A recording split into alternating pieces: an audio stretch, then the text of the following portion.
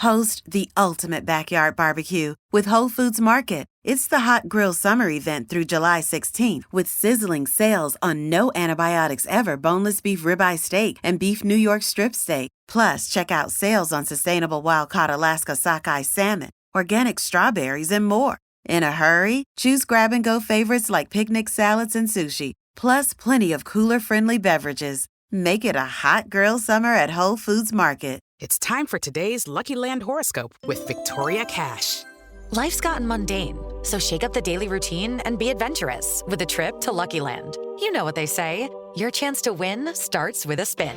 So go to LuckyLandSlots.com to play over 100 social casino-style games for free for your chance to redeem some serious prizes. Get lucky today at LuckyLandSlots.com. Available to players in the U.S., excluding Washington and Michigan. No purchase necessary. VGW Group. Void where prohibited by law. 18+. Terms and conditions apply. Lucky Land Casino, asking people, what's the weirdest place you've gotten lucky? Lucky? In line at the deli, I guess? Aha, in my dentist's office. More than once, actually. Do I have to say? Yes, you do. In the car before my kids' PTA meeting. Really? Yes. Excuse me, what's the weirdest place you've gotten lucky? I never win and tell. Well, there you have it. You can get lucky anywhere, playing at LuckyLandSlots.com. Play for free right now. Are you feeling lucky? No purchase necessary. Void where prohibited by law. 18+. Terms and conditions apply. See website for details. Hi, I'm Alex Yee. I'm a triathlete, and I'm super excited to be going to the Paris Olympics. Hi, I'm Marion Franklin, a GB canoe slalom athlete. Yeah, I'm Joe Clark. I am the Olympic champion from Rio 2016. I'm Joe Fraser, Team GB gymnast. Hey, my name's Emma Wilson. I'm a windsurfer. I'm really happy to be selected for Team GB for Paris 2024. This is Anything But Footy, the Olympic and Paralympic podcast, covering the games all the time rather than once every 4 years. I'm Michael. And I'm John, and we're en route to Paris 2024. It feels like we've been here, there and everywhere recently. We are going to talk athletics, gymnastics, rowing, swimming, diving, and a bit more. Yeah, I've been at Lilleshall getting lots of interviews for Talk Sport, the official broadcaster of the Olympics for the first time this year.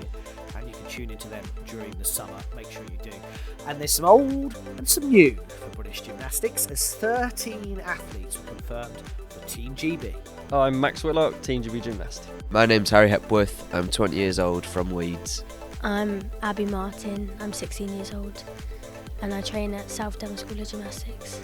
And as mentioned in the last episode, I've been at Team GB's kitting out operations, where all the Team GB athletes and staff get their official outfits and some other goodies for the games as well. I went to see the rowing team. We'll hear from some of them, who I spoke to this week in Birmingham. The European Athletics Championships in Rome ended with a golden night for British athletics. So, yep, you've been in Lilleshall, I've been in Birmingham. Didn't make it to Rome. In our news from the Games, we round up the rest of the Olympic headlines, including the Winter Games, because it still doesn't feel like summer. I think I saw a weather forecast saying ground frost the other day in June. Stay in touch, see what we're all about anytime. You can find Anything But Footy across all the social media platforms. You can find us online at our website, anythingbutfooty.com. And the countdown to the Olympics continues apace for Team GB and the organisers. We already know that this will be Max Whitlock's last Olympic Games. Well, as a gymnast, I suspect he might rock up on the sofa in a future one, but more about that, I guess, after Paris. It will be his fourth and his last, as we said, and he told John this week for Talk Sport that he wants to win his fourth Olympic gold. Retaining titles for me is a huge fire that I get and a huge motivation.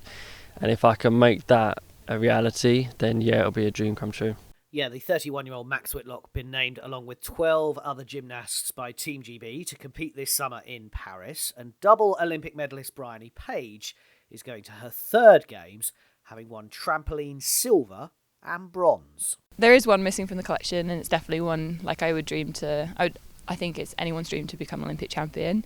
But I just want to go out there to the competition, perform the routine that I really want to perform. As you heard there, hopefully she'll get that gold medal. 32-year-old Becky Downie makes her third Games, having started in Beijing 2008 and last competed 8 years ago in Rio in 2016. So they're kind of the old names. Some newer and slightly younger names are also on the list for the very first time. and I was delighted to speak to two of them, Harry Hepworth and Abby Martin. First ever Olympics. I don't know if it's quite real yet, or am I dreaming of something? I guess I'm just really excited, and obviously it's been a dream of mine.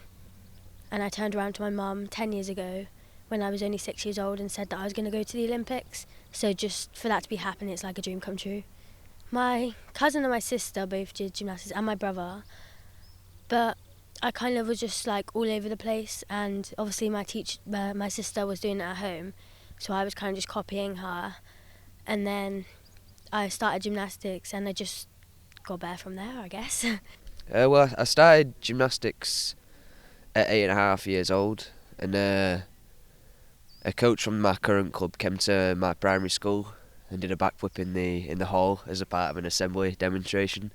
And all I wanted to do was learn a backflip, so I got started at Leeds Gymnastics Club. And yeah, once I'd done the backflip, everything else just became addicting. And I've been so addicted on getting these new skills, which have kept getting bigger and bigger each time. And I've got to the point where I am now. I definitely wouldn't be here without my coaches, obviously, because that's how I've improved, but also all my teachers at school as well, and both the schools I've been to for just being so supportive to help me get here. Well, I come out of school 2 afternoons now, or I did, and then in primary school I started coming out of school once a week as well, so it's a big commitment for a school to let you do as well. Well, I was always quite a hyper kid. I was full of energy, so I could get rid of my energy every time I went to the gym. It also gave me a lot of discipline and many other life lessons that I'll forever use, I think. We mentioned that you've been selected for the Olympics. So how did that come about? What happens? Do you get a text? Do you get a phone call? What happens? Well, we had a Zoom call, and I think when she told me, I kind of just giggled at first because I didn't really know what to say, and then obviously I said thank you for the opportunity. I think I was just in shock, and it was on my last day of school as well, so I think it was just an emotional day. We're a very strong team, and I think just working as a team together will make us perform well, make sure we're supporting each other, make sure we know what's best for each other, just so we can all do our very best out there. Yeah, it's been quite hard this year round. I think whatever the team was, it'd have been an incredible team either way. That everyone deserved a spot in the team. I'm just happy that I've got in the end, to be honest. You see Courtney and James, who are going to be the reserves for the games, but they competed at the Europeans with yourselves, and now they're not going with you to Paris.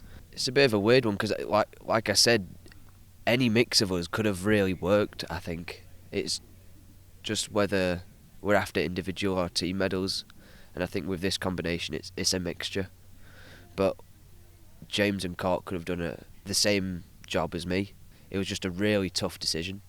Two of the British gymnasts heading to Paris, Harry Hepworth and Abby Martin speaking there to John. So that full artistic gymnastics squad then. Max Whitlock, friend of the pod. Joe Fraser. I think we could say that about both of those guys, actually. Jake Jarman, Harry Hepworth, who we just heard from, Luke Whitehouse, Becky Downie, Alice Kinsella, Georgia May Fenton, Abby Martin, Ruby Evans, and the trampolinist, Zach Persamos, Izzy Songhurst, and Bryony Page. And it's amazing, actually, because Bryony, although not originally from Sheffield, is based in Sheffield. And I remember, obviously, when I was on this beat for regional radio, based in Yorkshire, going and meeting a very young, very shy, very nervous Bryony Page ahead of Rio, recording an interview with her and sitting there afterwards and pulling faces at me going, was that okay? I'm not sure. I've never really done anything like that. And here she is going to a third Olympic Games with 2 medals already. I think we were probably pretty surprised when she won that medal in Rio, and then backed it up in Tokyo, and now, as she said, going for that gold medal. So yeah, looking forward, and really enjoyed following Bryony's career, actually. And actually, Michael, she was exactly the same when I interviewed her. She said how pleased she was to be going to a game. She didn't even rule out going to LA as well, and maybe even we laughed about Brisbane as well. So yeah, no, she was on really good form, and it was good to see her. And her and Izzy, obviously, are synchro world champions as well. So they've got a great partnership. But of course, this is an individual event. But yeah, it was nice, and she was just as much as fun as you said as she did probably in that build up to Rio. Yeah, excellent to see. And after a European bronze on the bars and a European team silver, despite some last-minute changes to the team, Georgia May Fenton is thrilled to be competing in her first Olympics. Let's hear from her now. Honestly, I'm just so proud of myself. It's definitely been a journey. I was a reserve last time, so I got to experience the Olympics in a different light. It's obviously a difficult position, but I chose to take it on, and I'd say it's definitely some character development. Got to experience what the atmosphere would be like and what I would need to do for like a prep camp and everything, for example. So yeah, definitely gave me the experience to then now go out this time and do my job. So to be able to just say I've been selected and get to go out there is just an honour, and I'm just super proud. Because you've won medals at European, Commonwealth, Worlds as well, but the Olympics is so much bigger. Yes, the Olympics is just huge, isn't it? But for me, just to be able to compete there, again, my dream was to become an Olympian and just compete at the Olympics. You never know what can happen, especially in the team competition. Like, anything can go our way or not go our way. As you see, that's just sport in general. So we're just going to take everything in our stride. But yeah, hopefully just compete, all be safe and healthy. Can't ask for anything more. Talk about being healthy. Obviously, Jessica Gadarova and Ondine Champong both miss out on the Olympics because they had quite serious injuries in the last 6 months. Yes, it's definitely been devastating for both of them, and I can't really imagine like how they'd be feeling.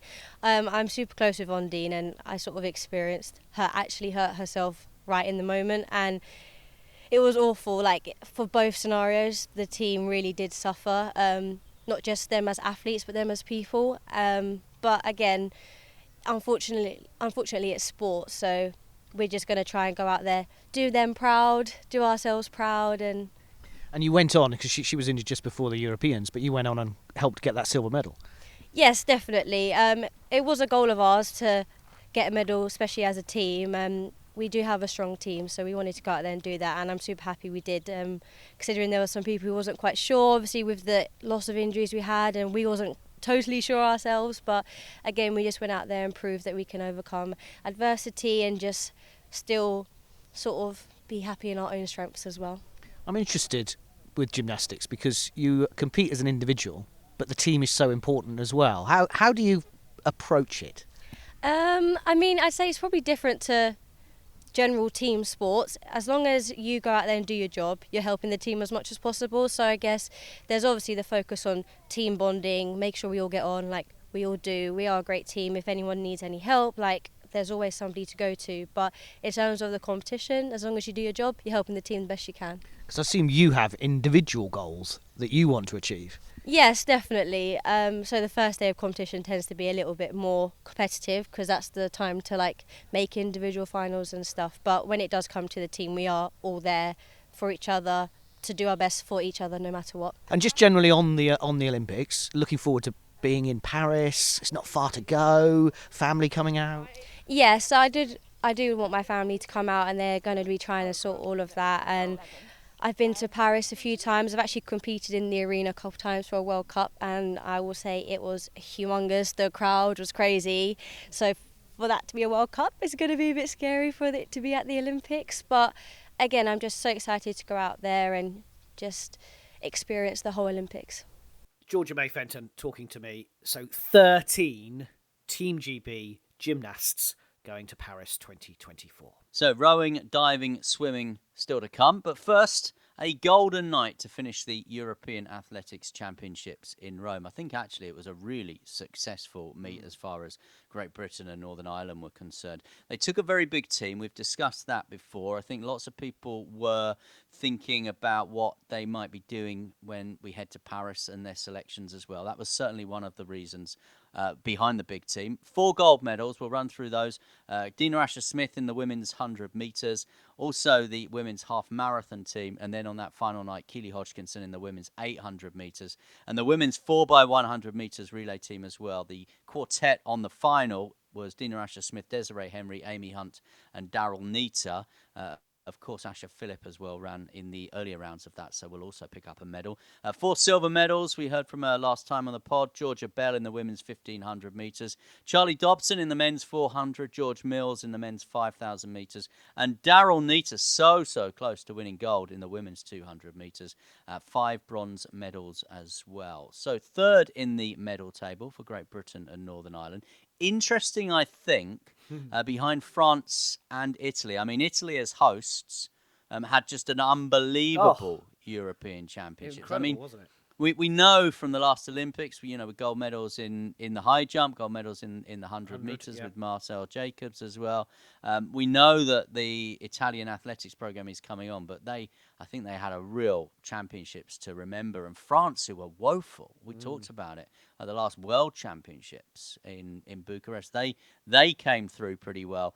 Interesting, of course, because Italy will host the Olympics after next, the Winter Olympics, and France, as we know, will be hosting Paris. Should mention just those bronze medalists as well. One of them, who was already assured of her qualification place, knew that she was going to the Olympics before these European Championships, doesn't have to go to trials because she's already been there, of course. She's already been at the trials in the night of the 10Ks, and that is Megan Keith, and I had a chat with her.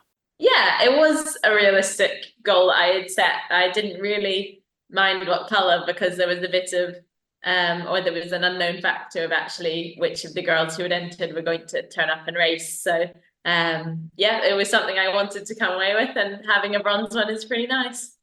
What can you recall this morning about the race? How do you reflect on it? Well, we were actually just chatting it through just now, and kind of the craziness of the whole event with 33 people in the race, and most of them we lapped at some point, and there was 3 false starts. I think the whole thing was just absolutely mental. But at the time, I felt like I was in the eye of the storm or something. So it's only sort of beginning to all come back to me now, quite how mental it was. But I won't forget it. How do you get yourself ready for situations like that? Because you can't prepare in training for what might occur on the night of a championship race.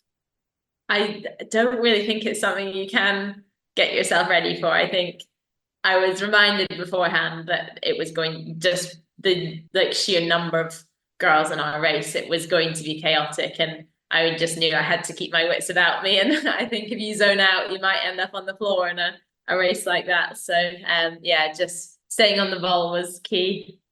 And during the race itself, in terms of kind of knowing where you are, knowing who's still in the race and who you're lapping that's not in the race, how hard is that to concentrate and process all of that? It shouldn't normally be difficult because by the time you're lapping people, you're normally moving at quite different speeds. But last night, there was one point where, because there was so much other action going on in the stadium, things like the scoreboard wasn't showing our race very often. And there was one point where a girl we had lapped decided that actually she was feeling good and she was going to latch on to our group of 3 when we were in the closing stages of the race.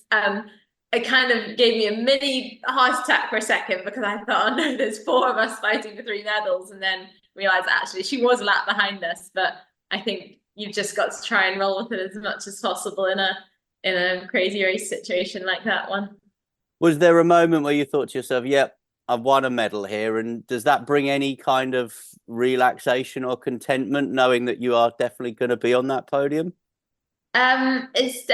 Yes, there was the moment where I realised that barring disaster, medal was secured because we had detached ourselves from the chasing group. But it definitely doesn't bring relaxation. It means that in my head I can be a little bit more daring with the moves I make, because when you know a medal is secured, that means that bronze is kind of is assured, and then it's what you can do from there as a bonus. So I tried to run for better, but I'm still happy to come away with third.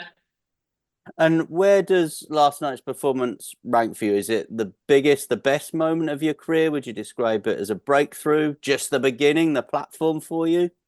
Well, I find it difficult to rank them. It's kind of a funny one because I don't think it was tactically my best race, but on paper it's my best result, coming away with a senior European medal and a major championship. So from that respect, it ranks very highly. But I think I've learned a lot from it, and I'm hoping I can go and write some.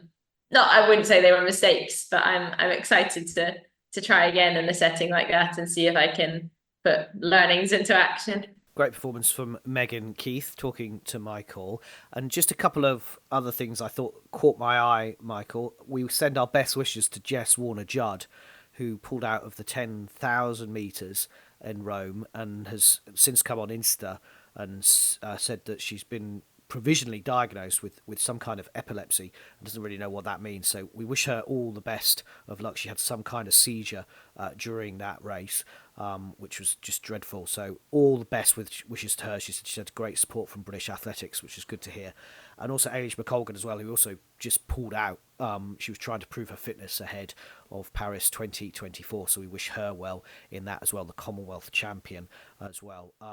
So on a brighter note, I did think the coverage, which was admittedly just on the red button on the BBC, you had to find it. I saw Chris Akabusi struggling on social media to try and find it most nights. You had to find it, but boy, when you did find it, I just thought the coverage, because it was the world feed, it was the European feed, it's effectively what is going on at the stadium, and the camera goes to the right place, and you had a bunch of different commentators, including Catherine Merry and Alex Eftel, who were doing a great job, I thought. And what I really liked about it is that you got the story. If you sat and watched it, you didn't keep going back to the studio and getting insight on some race that actually didn't really matter to anybody, and you were on to the next thing, and here was the next story. And I just wish that someone at the BBC, ahead of the Olympics this summer, will have watched that.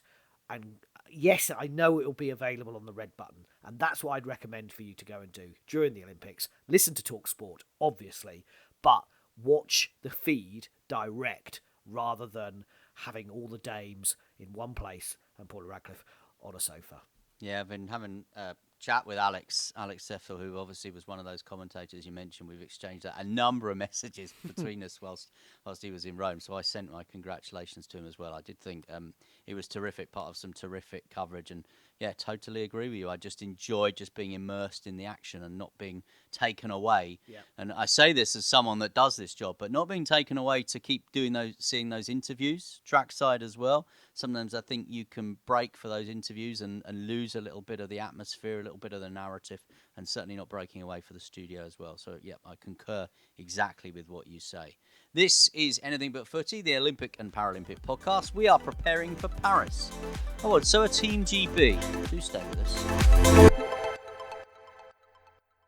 Host the ultimate backyard barbecue with Whole Foods Market. It's the hot grill summer event through July 16th with sizzling sales on no antibiotics ever boneless beef ribeye steak and beef New York strip steak. Plus, check out sales on sustainable wild-caught Alaska sockeye salmon, organic strawberries, and more. In a hurry? Choose grab-and-go favorites like picnic salads and sushi, plus plenty of cooler-friendly beverages. Make it a hot grill summer at Whole Foods Market. This is Anything But Footy. We're en route to Paris 2024. 3 more names have been added to the Team GB Paris 2024 diving roster. Grace Reed, the Scot, goes to her 3rd Olympic Games, whilst Kyle Qatari and Jordan Holden will make their debuts. Now, they will join the 8 others that we've previously told you about, already selected for the 4 synchro pairs. They include the gold medalist Tom Daley, of course. We've also now had confirmation from Aquatics GB as to who is competing individually. So, for example, Jack Law will compete individually and in the synchro as well. Yeah, Grace Reed will compete in the 3-metre springboard. And the second British athlete will be Yasmin Harper, who was already in the synchro, as we know. Jordan Holden goes in the men's individual, with Jack, as Michael rightly said. Kyle Qatari is picked for the 10-metre platform, with Noah Williams also competing individually. And that is confirmation as well that Tom Daley is just going for one event in Paris. I remember in Rio and Tokyo he would have done 2. He would have done individual and synchro, but he's just going for the synchro with Noah. And also confirmation that Andrea Spendolini-Syriacs and Lewis Tolson, who are both, of course, going as synchro partners, they will compete individually in the women's 10-metre platform as well. So lots of things to put in your diary for the diving, because the British divers are going to be everywhere. And the fact that Tom's just going for the synchro I think frees him up even more so to carry the flag. There you go. In the opening Your ceremony. blog, your blog is out, isn't it? Read my blog, yeah, Yeah. it's on the website, anythingbutfooty.com. Now, staying with aquatics, GB, and you might remember we spoke for the European Games when we did our special with Team GB at the European Games. We spoke to a very impressive young man called Lanjao Tomlin, and he's been rewriting the British artistic swimming books at the European Championships in Belgrade this week. Check out his social media feeds because we've had no coverage of this event, but he really does immerse you in it. If you certainly follow him on Insta, for example, his Insta stories and stuff have been absolutely terrific. That is the way that I've followed it this week. He has made history by becoming the first British male competitor internationally, and now he's won the first male European title. Unfortunately, Paris comes too soon for Lanjao, but I'm pretty sure that we'll see him in Los Angeles if he continues on the same path he's on at the moment. He and his partner Beatrice Kras also won bronze in the mixed free duet. And Olympic-bound Izzy Thorpe and Kate Shortman, who are going to Paris, won the silver medal in the free duet as well. So, yeah, roll on LA 2028 for Lanjao Tomlin. We'll be following him closely. As you know, I do like my artistic swimming. You do. Now, Wimbledon have kept up with record inflation. I'm not sure many people have across the country in the last year or so, but Wimbledon definitely have, because they've announced a record prize money fund of £50 million with increases for players in every round and across every event, including more prize money for the wheelchair and quad competitions as well. That's up to £1 million for the first time, which is good news. But overall, a 12% rise on last year's prize money. Across the board. The men and women's singles will get 2.7 million for winning it, runners-up 1.4 million, and first round prize money for the singles competition is set at £60,000, which is more than an Olympic gold medal this summer in Paris. Just saying. Yeah, that's gone up, nearly as much as my gas and electric bills at home. Now, talking of needing the radiators on and the gas bill going up, it does still feel a bit like winter. So thank you to the International Olympic Committee. That is the IOC Executive Board. They are meeting in Lausanne in Switzerland. And we can now talk about the next games, the next Winter Games after Milano Cortina.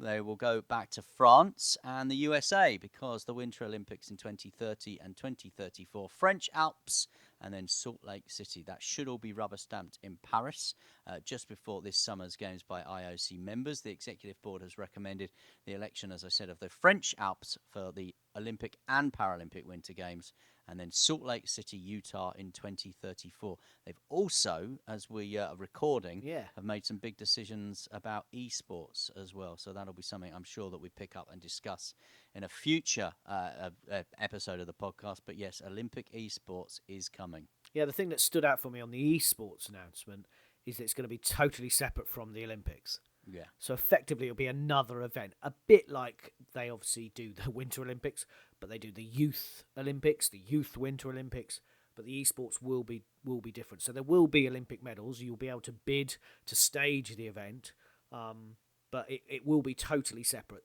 So you're not going to be lining up with Tom Daley to win a gold medal in diving and someone who's just won Fortnite or something.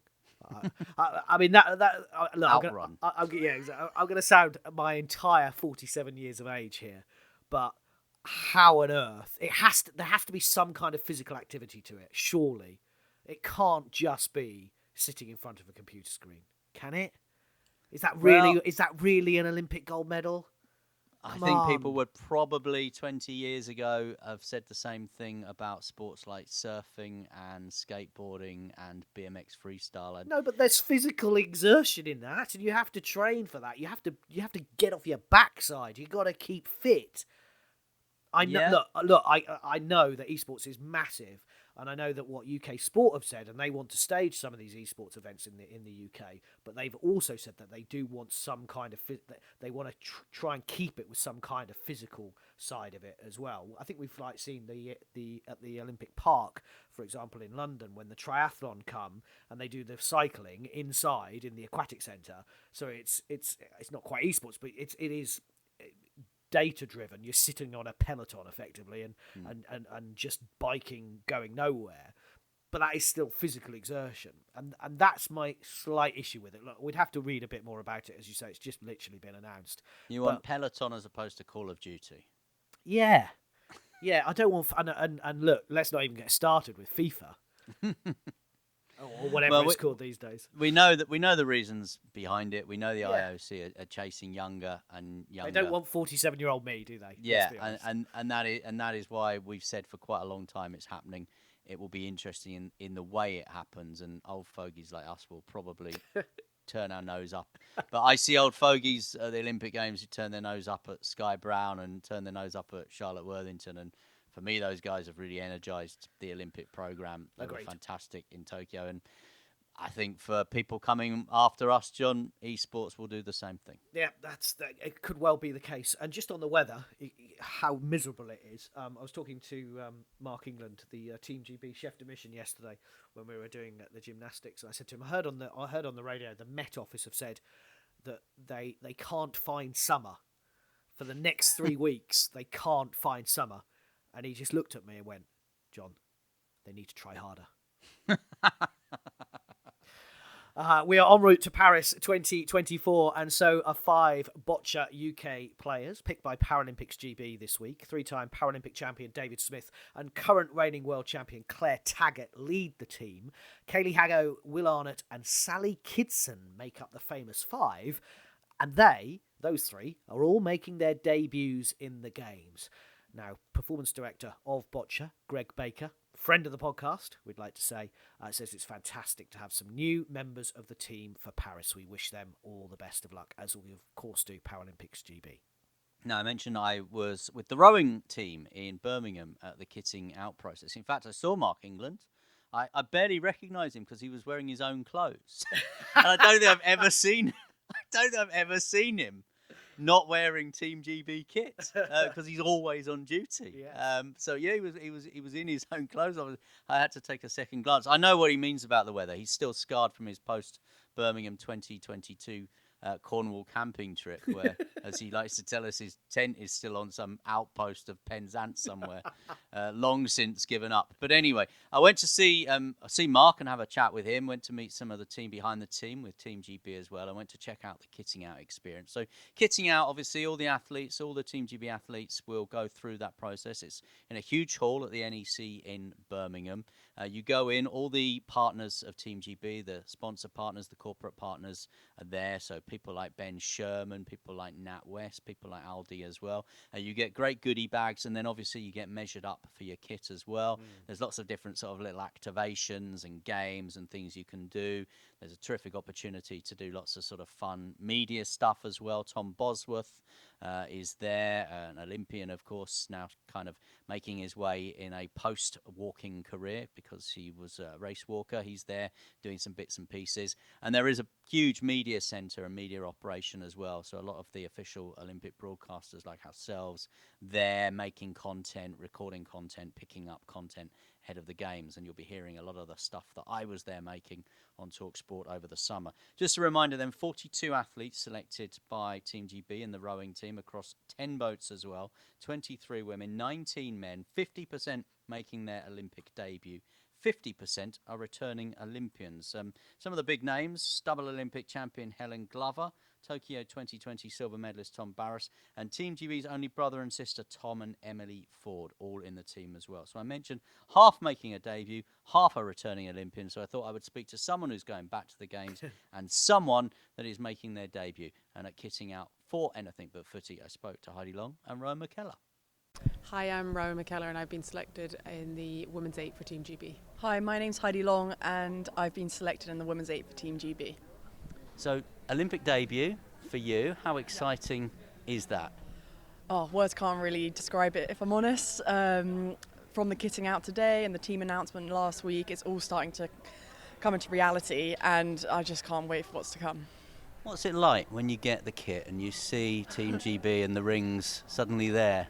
Yeah, it has been so much fun today trying it all on. I think having the line on your chest and your back and stuff and the rings and Team GB is really, really special. And there's such a long legacy behind of all of the athletes that have come before us. And to be part of that chain is, yeah, really amazing. Rowan, you've been here before, but I imagine it's different this time because, as we know, Tokyo was the COVID Games and there were so many different precautions around all these landmark moments for you. Yeah, definitely. I mean, we didn't get a kitting out day for Tokyo, so like everything is special. It's cool because we're all experiencing it for the first time, and yeah, it's a great experience. When you finished in Tokyo, was it always in your mind that you were going to go on to Paris? Yeah, it was. I took a couple of months off, but I was then back ready to go again. So yeah, definitely, I was always ready. Because it's such a hard sport, isn't it? I know all sports at the Olympics, and to get there it's tough, but rowing, you're out all weathers, it's cold, early mornings, the motivation to get up every day. Yeah, definitely. It's harder in the winter, I'll admit, but yeah, it is a hard sport, but you're hanging out with your friends all day. It's, I mean, we all say it's the best job in the world, so I mean, there's no complaints from us. You talk about that thread, if you like, of Team GB, and we know that rowing has a great tradition. What are your early memories of Olympics? Is it rowing? Is it something else? No, it wasn't rowing. I just say, like, I've always watched it on telly and supported Team GB as long as I can remember, watching like Rebecca Adlington back in Beijing and stuff, and it just... Yeah, I didn't know rowing would be the sport for me. I think I'd always dreamed of the Olympics, but found rowing slightly later, and just feel really lucky to be part of like such an amazing team. What brought you to the sport then? When I was in year 7 at school, I signed up for as many sports as I could, me and some of my friends, and I just went rowing like once a week and really enjoyed it, and ended up joining a local junior club, and it's just gone on from there. Rowan, what would you say to young people, especially young girls? I've got a 13-year-old and an 11-year-old daughter, for example. What would you say to them about what sport can give them? I think sport can give you a community, it can give you your friends, it will be, you learn teamwork and you experience it from the other way. You know, you've got a team helping and supporting you. I think it's the best thing you could do as a teenager. I think I absolutely loved it. That's like my thing. Sport was always my thing as a teenager, and I just loved it. And I think if you throw yourself into it, you'll reap the rewards from it. There is a challenge, isn't there, in keeping young, especially teenage girls, occupied for so many reasons in sport. Yeah, definitely. I think it's something that needs to keep improving. I think it's so hard. I think I find it hard to understand because I loved it when I was at school. I loved PE. I loved doing after school sports, and it was just really sad how many people by the time you get to 14, 15 had all stopped doing anything extracurricular within sport, and I think we definitely need to improve it. When you're out there and you're at a regatta and you're going full pelt, what's going through your mind? Probably, oh my god, this hurts. But then we have a cox in our boat because we are an 8, and he is telling us exactly what to do. And I don't really think about anything else other than the words he's saying and how I can do that to the best of my ability. So I think that is something really powerful. And then when it gets really tough, like I sit in the bow of the boat, so I'm actually looking at the 7 girls in front of me and Henry, our cox, and I think that just kind of takes over from any thoughts you can be having, and you're just like, hey, just keep going, let's do this together. And what do you go to Paris hoping to achieve, Rome? I mean, we're hoping to win. That's definitely the aim, and I think it's definitely possible, so yeah.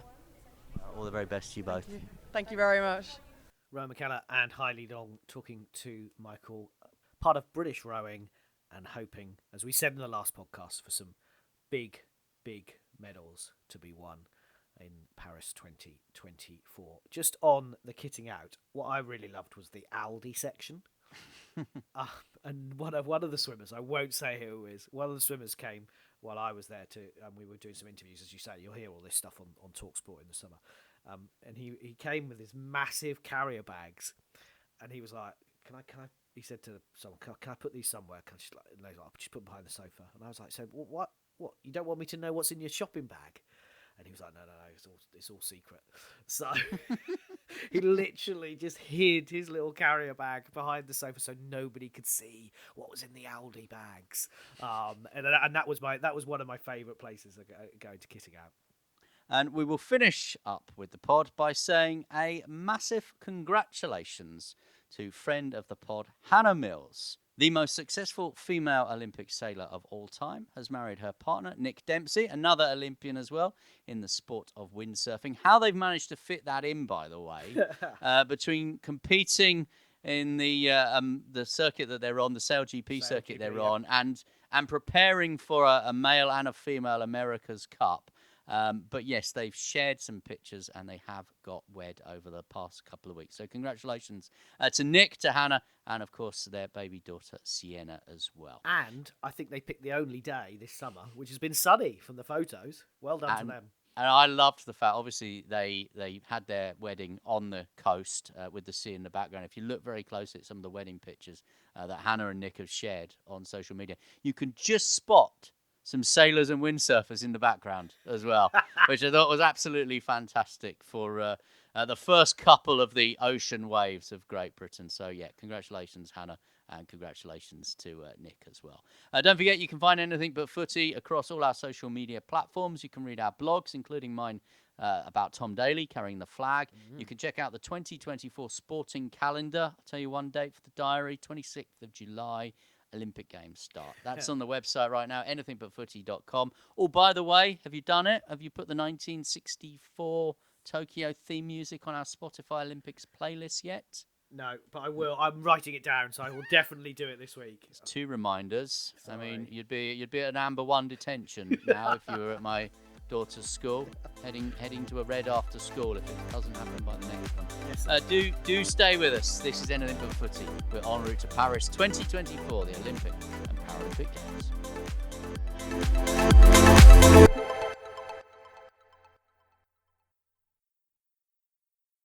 Sports Social Podcast Network. Hello, it is Ryan, and I was on a flight the other day playing one of my favorite social spin slot games on ChumbaCasino.com. I looked over at the person sitting next to me, and you know what they were doing? They were also playing Chumba Casino. Coincidence? I think not. Everybody's loving having fun with it. Chumba Casino is home to hundreds of casino-style games that you can play for free anytime, anywhere, even at 30,000 feet. So sign up now at ChumbaCasino.com to claim your free welcome bonus. That's ChumbaCasino.com and live the Chumba life. No purchase necessary. VGW. Void where prohibited by law. See terms and conditions. 18+.